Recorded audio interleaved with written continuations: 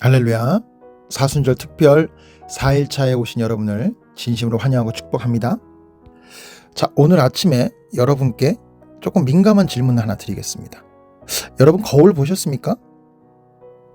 아침에 세수하면서 여러분 거울을 보셨을 거예요. 그때 어떤 생각이 들었습니까? 오늘 얼굴이 좀 피곤해 보이네. 주름이 또 늘었네. 우리는 외모에 신경을 씁니다. 그런데 성경은 뭐라고 할까요? 하나님은 외모를 보지 않으시고 무엇을 보신다? 중심을 보신다는 사실입니다. 그런데 여러분, 전에 어떤 전도사님이 이런 말씀을 하신 걸 제가 들은 적이 있어요. 자기가 외모로 고민하는 성도들에게 하나님은 외모가 아닌 중심을 보십니다 라고 위로를 했는데, 어느 날 자기 자신을 돌아보니까 내 중심이 과연 하나님 보시기에 좋을까? 생각해 봤더니 아니더라는 거예요. 외모도 별로, 중심도 별로. 이거 큰일 났습니다. 사랑하는 여러분, 하나님이 보시기에 좋았더라는 도대체 어떤 걸까요? 여러분 어떻게 생각하십니까? 외모가 좋아야 합니까? 중심이 좋아야 합니까? 아닐 겁니다. 하나님의 말씀을 듣는 인생, 이것이 하나님 보시기에 좋은 인생입니다. 할렐루야. 자, 오늘 본문을 같이 읽습니다. 창세기 1장 3절 시작. 하나님이 이르시되 빛이 있으라 하시니 빛이 있었고. 아멘. 하나님이 이르시되. 여러분, 이 이르시되라는 이 단어가 얼마나 중요한지 아십니까? 자, 히브리 원어로 와요메르라고 하는데, 그러자 말씀하셨다. 자, 이르시되가 지시하셨다, 허락하셨다는 뜻이에요. 자, 이게 무슨 의미입니까? 세상에 존재하는 모든 것들이 무엇으로만 존재할 수 있다? 하나님의 말씀으로만 존재할 수 있다는 사실입니다. 아멘. 여러분 생각해 보십시오. 하나님은 왜 생각만으로 창조하지 않으셨을까요? 왜 굳이 말씀으로 창조하셨을까요? 바로 여러분을 위해서입니다. 하나님은 저와 여러분에게 귀를 주셨습니다. 눈을 주셨어요. 입을 주셨습니다. 왜요? 말씀을 듣게 하려고, 말씀을 보게 하려고, 말씀을 전하게 하려고. 아멘. 그런데 여러분, 우리가 말씀 듣기가 쉽습니까? 솔직히 어렵죠. 성경 읽으면 졸립니다. 기도하면 잡념이 듭니다. 예배 시간에 딴 생각합니다. 맞습니다. 그런데 신기한 게 뭔지 아십니까? 여러분, 동물들 생각해 보세요. 송아지는 태어나자마자 뭘 합니까? 걷습니다. 강아지는 태어나자마자 뭘 합니까? 기어다닙니다. 그런데 사람은요? 눈도 못 뜨죠. 듣지도 못합니다. 말도 못합니다. 걷지도 못합니다. 심지어 자기 똥도 찍어 먹어요. 자기 오줌도 찍어 먹습니다. 완전히 사람이 아닙니다. 저도 자녀를 셋을 키워보니까 인지 알겠어요. 적어도 1년은 기다려야 사람 비슷하게 된다는 거를. 그런데 부모는 그 어린 아기를 불평합니까? 진짜 부모는 불평하지 않습니다. 기다립니다. 왜요? 내 자식이기 때문에. 여러분 이제 보이십니까? 하나님이 우리를 왜 이렇게 무능력하게 만드셨는지. 말씀을 배우게 하려고. 여러분, 동물들은 본능으로 삽니다. 배울 필요가 없습니다. 그런데 사람은요? 태어나서부터 죽을 때까지 뭘 해야 돼요? 배워야 합니다. 특히 무엇을 배워야 할까요? 하나님의 말씀을 배워야 합니다. 왜 하나님의 말씀을 들어야 합니까, 우리가? 말씀이 뭐기 때문에? 약속이기 때문에. 말씀이 언약이기 때문에. 자, 예를 한번 들어보겠습니다. 이 재벌 아버지가 있습니다. 막대한 재산이 있습니다. 그런데 어린 아들이 그 재산을 알겠습니까? 모릅니다. 그래서 아버지가 아들의 눈높이로 낮아져서 알려줘야만 했습니다. 이것이 누구의 사역이에요? 성자 예수님의 사역이에요. 그리고 아이가 자라면서 효과적으로 도와줘야 합니다. 이것이 누구의 사역이에요? 성령 하나님의 사역입니다. 그럼 언약이라는 게 뭘까요? 언약. 내 말을 잘 듣고 따르면 내 재산이 누구의 것이다? 네 것이다. 하지만 말을 안 듣고 개망나니로 살면 주지 않겠다. 이게 뭐예요? 여러분, 이게 언약입니다. 사랑하는 여러분, 창세기 1장에 이르시되, 이 이르시되라는 단어가 몇 번 나오는지 아십니까?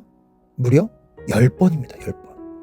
하나님이 10번이나 이르시되 이르시되 이르시되 계속 이르시되 말씀하셨습니다. 왜요? 여러분에게 들려주시려고. 그런데 문제가 뭘까요? 우리가 안 듣는 겁니다. 아니, 못 듣는 겁니다. 왜요? 성령님이 운행하지 않으면 이르시되의 말씀이 들리지 않습니다. 여러분 기억하십니까? 하나님의 영은 수면 위에 운행하시니라. 아멘. 성령님이 저 여러분의 혼돈과 공허를 알을 품듯 품으실 때 그때 말씀이 들리는 거예요. 그럼 우리는 무엇을 해야 할까요?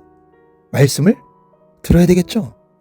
아무리 시간이 걸려도, 아무리 어려워 보여도 한 절 한 절 읽어가며 명령을 찾고 약속을 찾고 순종하며 하나님의 거룩을 이루어가는 것, 이것이 최고인 줄 믿습니다.